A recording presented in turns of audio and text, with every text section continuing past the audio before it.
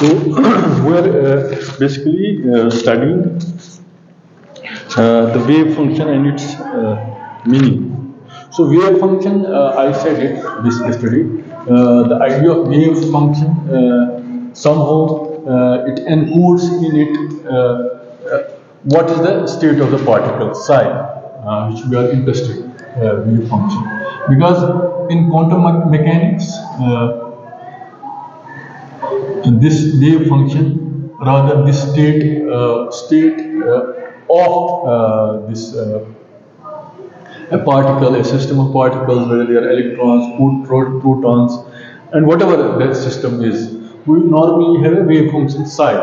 And evolution of wave function psi, which has different interpretations, and particular interpretation is that of Bohr, where we normally talk of, we represent psi not as normal numbers but in terms of complex numbers, such that psi star, or it will give us the amplitude of the.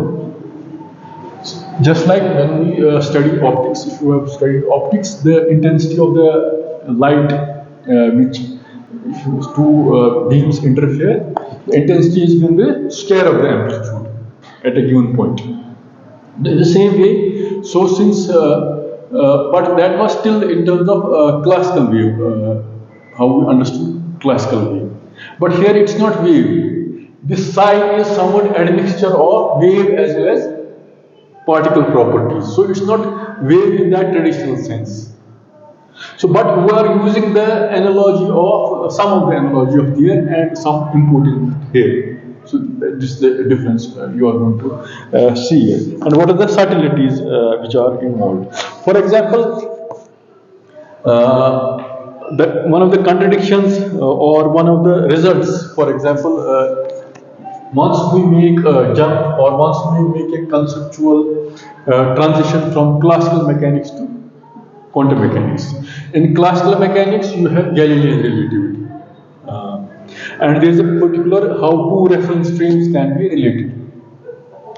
But since things are moving at relativistic things, normally quantum mechanics as it varies was developed for particles at higher velocities and smaller mass.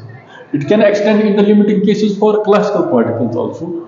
But in principle, we studied that. But when things move at higher velocities, we have to take into consideration the effects of special theory of relativity. So our assumptions of Galilean relativity, so if we apply them here, we will see they will lead to some sort of contradictions. And those contradictions can only be removed or done away with once we incorporate Lorentz transformations in these equations. Got the point? So we'll see first what are the contradictions. For example, we know that k is the wave number, which is normally 2 pi by lambda, and momentum is written as h square k, or it's like h over 2 pi by into 2 pi by. So now in Galilean reference frame, x is equal to x is equal to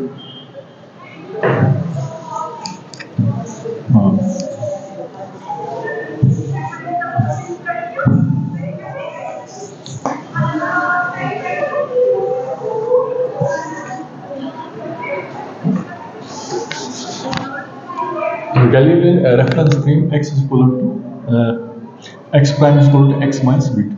So how we can relate two reference frame? The time is so for two different reference frames, the measurement of time will be different. It's different for the once we incorporate special theory of relativity. In special theory of relativity, T is equal to T naught by root of 1 minus v square by s. So if we take this thing and the momentum, if we multiply both sides by m, it's m. So you can write it as p prime is p minus m.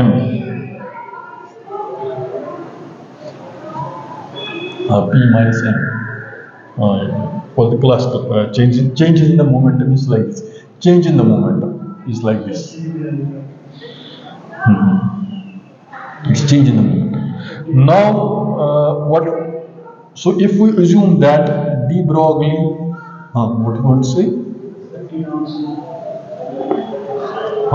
It's change in the momentum divided by t.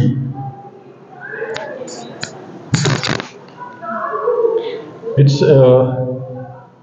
change in the particle momentum.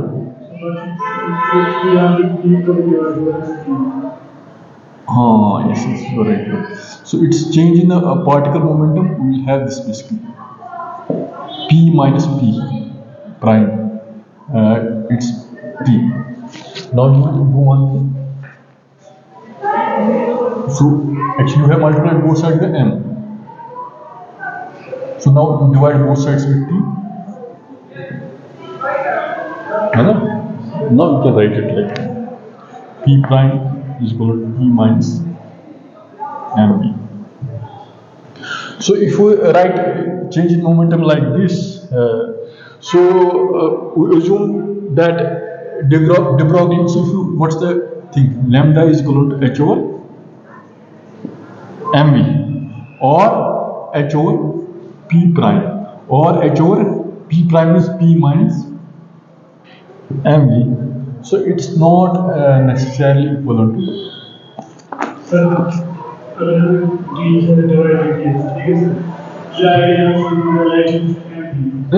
P p minus p prime divided by t. Is got MVT divided by t.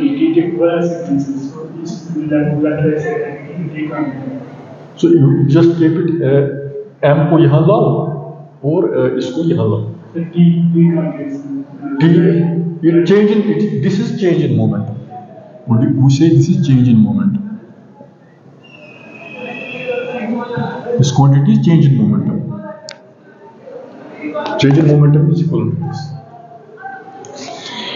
So you can say that lambda is not equivalent to. So if you see this factor, here it's only m by p, but once we make this transformation, it is less than this quantity.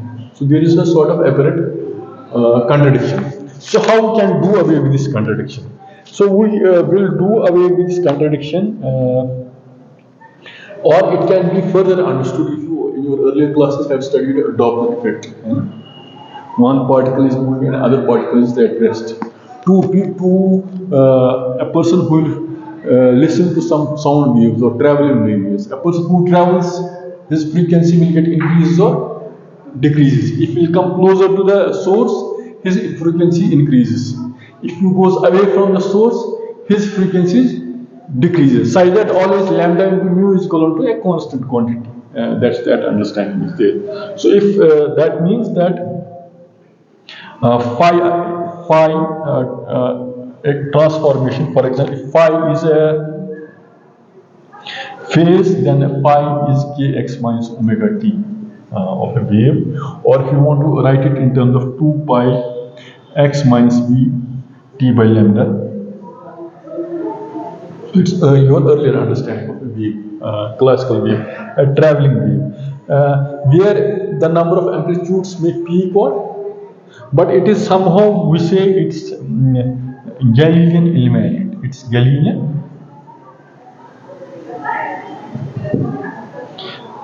Galilean invariant in the sense that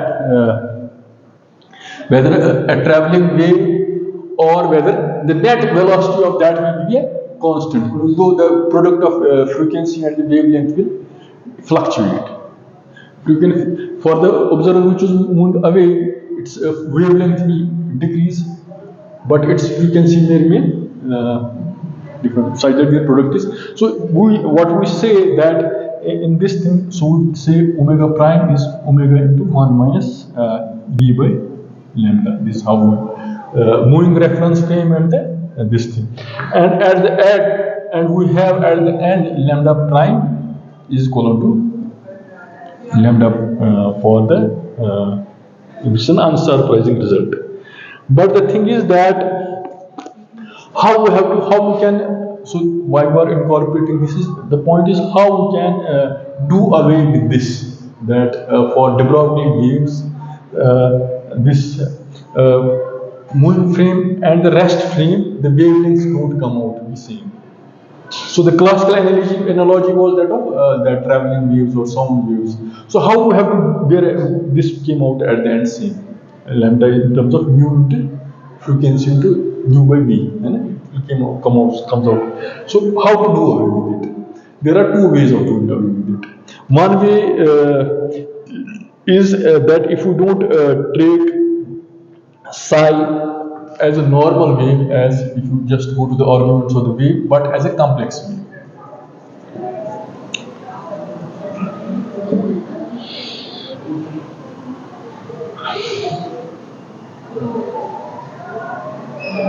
Such that since it's a complex wave, the transformation law will not remain the same as it was in the classical wave. This is one way of invoking it, how we can produce a Galilean invariant quantity.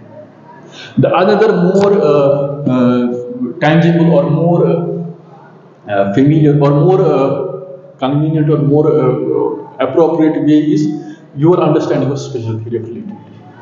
Once particles move at higher velocities, the notion of time has to be modified. So if you so this Galilean law, x is equal to this, x is equal to x prime is equal to x minus vt, it has to be modified by x prime is equal to gamma times x minus vt. The gamma is what? It's 1 by root of v minus c square by this. Or the definition of time, which would, if you remember, it also has to be, there's a factor of gamma c by c square, where gamma is 1 minus v square by c square to the power minus r. And again, so that's it. Then k prime is, the propagation is gamma times k minus v omega by c square, or omega prime is gamma times omega minus vk. So if you do this thing and if you just do one thing, this is 1 minus v square by, it's in denominator. If you just expand it by the binomial expansion, you will expand it by the, it's 1 by 1 minus v square by 4. So it has first term this 1 minus v square by c square, 1 by 4 square. So but from this, if we apply relativistic to this thing, if we take separation to the first term, it will give the same result as this lambda is equal to lambda prime. And for higher order corrections, it will account for this thing. Why this is not equal to this thing. Got my point? So you can expand this term to first orders of expansion, and if you neglect the second and higher order terms, it's the same result as you have understood a classical wave propagating from two reference streams. But if the particle moves at higher velocities, you have to take those higher order terms into considerations. Those will account for this factor here. Okay, so this is one way of looking at this thing. And that's why you might study. So for these at higher velocities, where these higher order terms are taken into consideration, this is known as relativistic quantum mechanics. Normally, quantum mechanics is dealing with it's in formalism itself. It deals with smaller particles, but with some velocities. But we also normally take the velocity of electron, velocity of photon, velocity of proton. Their velocity is much higher relatively. And relativistic quantum mechanics or non-relativistic quantum mechanics, both. So you have relativistic. First is non-relativistic quantum mechanics. Then there is relativistic quantum mechanics. So it's quantum mechanics. We have not incorporated special relativity. It's quantum mechanics as well as special. But here it's quantum mechanics with effects of special relativity are taken into consideration. Now, one important thing is how we can do away, how we try to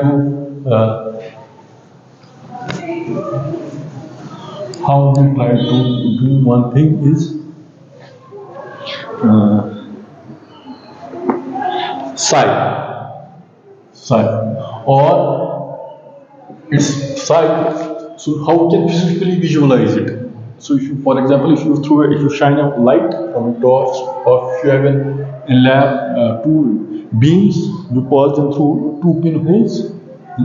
At the end, you will see some interference patterns where there's maximum and minimum and maximum. Or normally also, if you just office computer, you just if it's dark, you open a flash of light and you can see a bright spot on a wall. That will give the how it can somehow have a feel of intensity. So if you have an intensity in the normal classical sense, classical wave, just like we have a wave optics and ray optics. So normally we say ray optics is in limited case of wave optics. So question is the question is how we can have this or modified understanding of state of a particle, which is basically a quantum mechanical system, which is not represented by a wave or it's not represented by a particle. It's a mixture or combination of both, and it is represented by psi, but its amplitude is also, since it's a complex wave, psi is, for example, a plus iota b, and psi star is a minus iota b. So psi square will give us square of the amplitude. We represent psi as a complex wave. So psi square will give us the amplitude of that wave. So it's like the same way. You have in the E field, if you have studied classical electromagnetic field. So total it's E square minus B square minus 1 by C square, something like that, E cross B. This is the Poynting vector. It's the static E field, B field, and the radiation which emanates from a closed system, conservative system.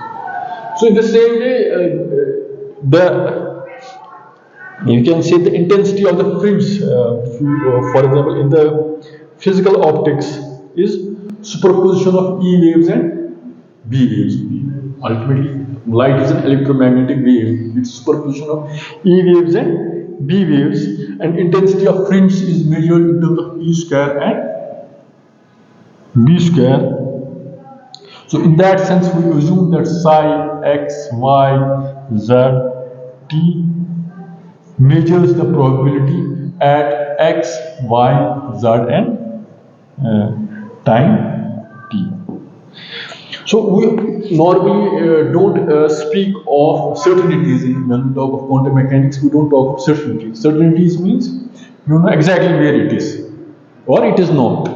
You can give answers in yes or no. But in quantum mechanics, we always talk not in terms of certainties, we talk in terms of probabilities, and we also calculate those probabilities. So whole of quantum mechanics is basically game of calculating these probabilities, and the probabilities are associated with wave function psi.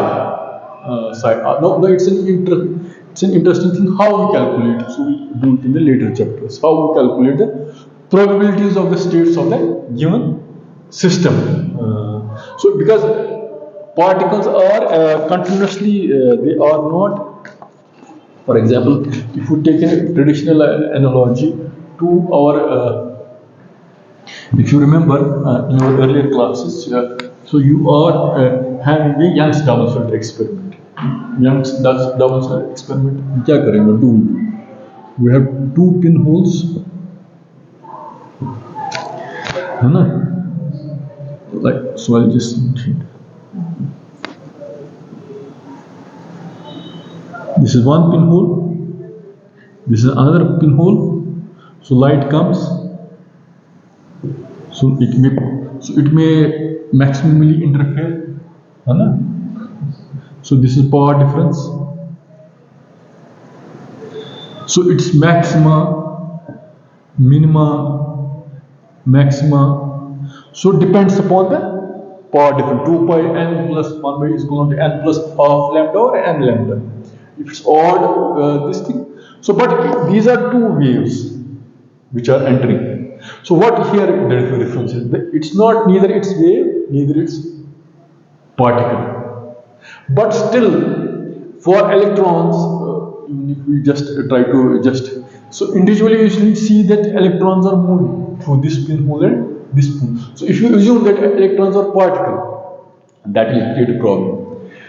So it's not, you assume that electrons are wave, but still for a certain combination of electrons which goes through say these holes, so it will get this interference pattern here. हमको यहाँ interference दिखेगा. So the point is, from this you can say that electrons are waves. But the moment you are going to just close this hole, one hole, and only open one of the holes, still you will get interference pattern. So it's a strange thing. So how did electrons interfere with what? So this means there is not a single electron which has passed through on this one pinhole also. It's a combination of many electrons. So the moment we try to make this pinhole smaller and smaller and smaller, this wave intensity pattern which we try to observe here, it becomes fuzzy. We are not able to observe this wave, bright spot or light spot or bright spot or light spot. So this corresponds to our yesterday's understanding, complementary relativity principle, that the wave and particle aspects come in some inverse ratio. The moment we concentrate on wave aspects of this thing, psi, the particle aspect becomes less pronounced or fuzzy. We are not able to measure it exactly. The moment we measure on the particle, wave particles, the wave particles become less pronounced. So they come in. So this is known as Bohr's complementarity principle. So in the sense, so in this traditional that interference which we observe not like this. If you see any optics book, this is maxima, first bright maxima, the second bright maxima, then third bright maxima. We can also create the same for electrons, other particles, these intensity patterns. But the moment we are only concentrating on the wave aspects, the particle aspect, for example, will only, if it's wave, two waves, if we just close this, still we'll get interference pattern. The more we'll concentrate on, we want to just narrow down the beam. This interference pattern, it becomes, it doesn't become pronounced. It becomes, ये हमको थोड़ा धुंधला दिखाइएगा, ठीक है? It will not record that. So it's a sort of difficulty. अब इसी difficulty को there are, since we are you are the beginning students of quantum mechanics, so this difficulty has been articulated by different physicists. Physicists हैं, they have different interpretations to it. So in how classical physics, yesterday I also said that in classical physics, हमने कल कहा था, what we said, there was something called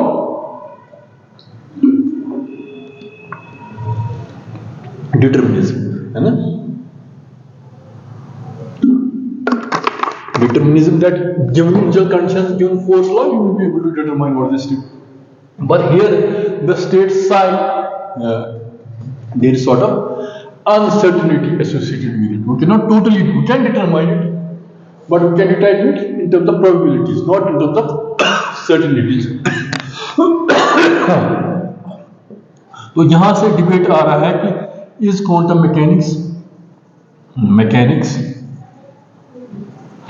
indeterministic, है ना? Some physicists say like that, quantum mechanics is not deterministic. Quantum mechanics is indeterministic. Or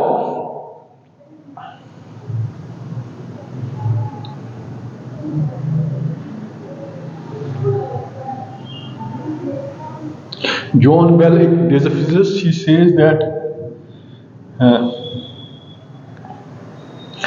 that yesterday I used the word epistemological. Today I use another word, realistic or ontological. Ontological or realistic means being. We are not able to exactly say what is there. What is there depends upon how we measure it. So it becomes built. So you can say quantum mechanics is not realistic or ontological. This is, but then there are some people like Bohm theory. If you study that, how does this particle know? Here we have to prove. So there is some non-local way of people are two particles are communicating within a non-local way. That's this idea is known as non-locality. People like physicists like Bohm and other, they have just gone through these ideas. Even people like Einstein, they wanted to rescue, because for them causality was very much important. Well, every effect has a cause, but once you cannot trace effect to a cause, because this causal chain is somehow broken. It's broken in the sense you cannot exactly determine the exact path. The moment you try to make it, you concentrate it as you are trying to understand wave function as a particle, so you will lose the information in some sense. So that exact causality is not somehow, it doesn't remain sacrosanct. Sacrosanct is means it's sort of registered. It doesn't remain that pure the way we have in classical mechanics. Given the particle, you can know exactly if it's at x, t is equal to 1, it's at x 1 centimeter, I used force. After 3 minutes or 3 seconds, where it will be. You can trace the exact trajectory. But in quantum mechanics, this state psi intrinsically it has some indeterminacy attached to it, because of this complementarity and because of these experiments which have been done. Once we do experiments for subatomic particles or these things, so that difficulty is there. Now, this means that some physicists are that quantum mechanics is not realistic or it cannot be ontological. Some physicists say that we have to invoke non-locality. The two parts of a system somehow they are connected. Non-locality means they are connected with no notion of time. You do something here, at the same time the particle here feels. But we have not exact thing. So to cut the story short is that so if I use the words of this Alphas at the end, what he wants to say is that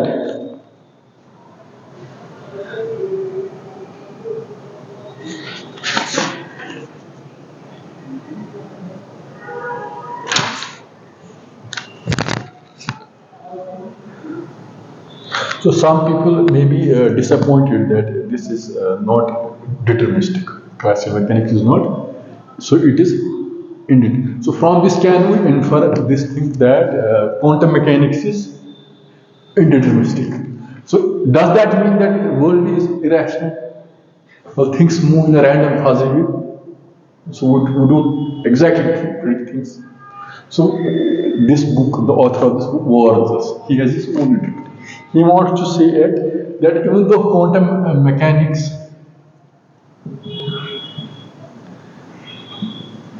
is indeterministic,